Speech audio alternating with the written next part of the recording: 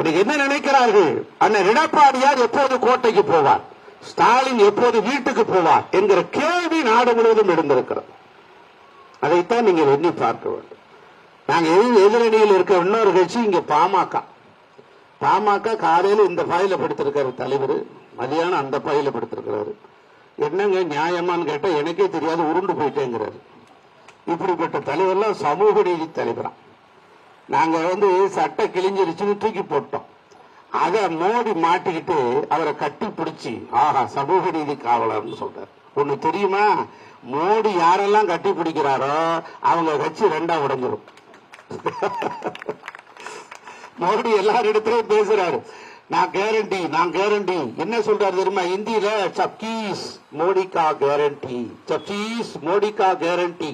இந்தியில சப்கீஸ் மோடி கா கேரண்டினா என்ன அர்த்தம் தெரியுமா, மோடியின் உத்தரவாதம் சொல்றாரு. நீங்க இந்த ஜமுனாமா இருக்காங்க, ஏமா மிக்சி கிரைண்டருக்கு 6 மாசம் 1 வருஷம் கேரண்டி தருவாங்க. இவருக்கு 10 வருஷம் கேரண்டி கொடுத்துட்டோம், இன்னும் 5 வருஷம் கேரண்டி கேட்கிறாரு. நான் சொல்றேன் இந்த இடம்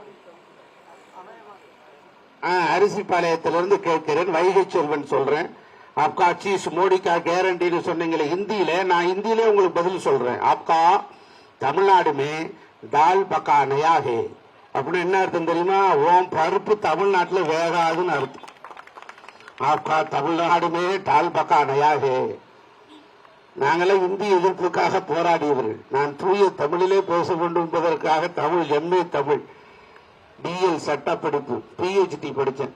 பிஹெச்டி தமிழ்நாட்டிலே முதல் மாணவன் நான். அப்படி படித்த நானே இப்ப உனக்கு இந்தியிலே போய் சொல்லுகிற நிலைமைக்கு ஆளாக்கிட்டீங்க. நீ எத்தனை முறை வந்தாலும் பாஜக நோட்டாவுக்கு கீழே தான் ஓட்டு வாங்கும், அதிகமா வாங்க மாட்டீங்க.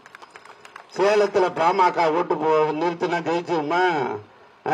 பாமக எப்படிப்பட்ட கட்சியாக இருக்கிறது, அதற்கு ஒரு தொலைநோக்கு சிந்தனையே இல்லை. அந்த கட்சியில பாஜகவோட கூட்டணி யாருதெல்லாம் இருக்காங்க, டிடிவி தினகரன். கட்சி இல்லாத ஒரு கம்பெனி. நான் சொன்னேன் கட்சி தொடங்கும் போது, தம்பி டிடிவி தினகரன் அமமுக ஒரு கறிக்கோடி, தின்னு கொழுகொழுன்னு வளரும், குஞ்சு பறிக்காதுடான்னு எனக்கு போன் பண்ணி வெட்டிடுவேன் குத்திடுவேன். நான் கடைசியில் அவங்கள்ட்ட ஆளே காணும். அந்த கட்சி தலைவர் டிடிவி தினகரன் சொல்றாரு, அந்த கம்பெனி தலைவர் 10 ஆண்டு காலம் பாஜக ஊழல் இல்லாத ஆட்சி நடத்தியதான்.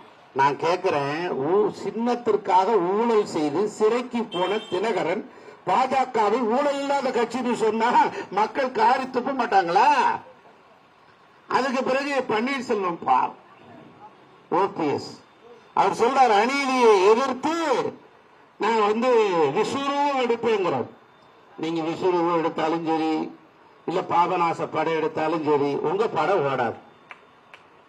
உள்ளபடியே விஸ்வரூபமும் பாபநாசம் படம் எடுத்த கமலஹாசனை டார்ச் லைட்ல பேட்டரி இல்லாம அண்ணா அறிவாலயத்துல குத்திக்கிட்டு இருக்கிறார். குத்த வச்சுட்டார் பாவம், அங்க கொத்தடிமையா இருக்கிறார். நீங்களாம் ஏமாத்திரம். ஜான் பாண்டியன் ஒரு 4 பேர் இருக்காங்க, பாரிவேந்தர் ஒரு 4 பேர் இருக்கான், ஏசி சண்முகத்தில் அவரே தலைவர், அவருடைய கட்சி தொண்டர் தான், அவர் டிரைவர் தான் பொதுச் செயலாளர். இவங்கெல்லாம் ஒரு கட்சி. தமாகல 4 பேர் இருக்கான், அவர் டிரைவரு, வீட்டுல சமையல் செய்யறவன் 2 பேர். வாயே திறக்கிறது இல்ல, வெத்தலை பாக்க போட்டு அவங்க அப்பா எப்படி பெண்ணாரோ அதே மாதிரிதான். அதுக்கு ஒரு கட்சி தமாக. இந்த காங்கிரஸ்கார பெயர்கானே எப்ப அளவெடுக்காம சட்டம் வைக்கிறானோ அளவெடுத்து அப்பதான் இந்த நாடு உருப்படும். மொத்தம் நாங்களாம் எப்படி, நானே ரவிச்சந்திரன் நம்ம பகுதியெல்லாம் இப்படி போட்டுட்டு இருக்கோம் சட்டை. அவங்க மொத்தமா ஒரு பீஸ் எடுத்து 5 சட்டம் தையும் 6 சட்டம் தையுமா, அளவே இருக்காது அவங்களுக்கு காங்கிரஸ். இப்படிப்பட்டவர்கள் தமாக அந்த கட்சியில ஒன்னா சேர்ந்து கூட்டணியில நிக்கிறாங்களே, மக்கள் ஏற்றுக்கொள்வார்களா? செய்திகளை உடனுக்குடனும் துல்லியமாகவும் தெரிந்து கொள்ள சப்ஸ்கிரைப் பண்ணுங்க.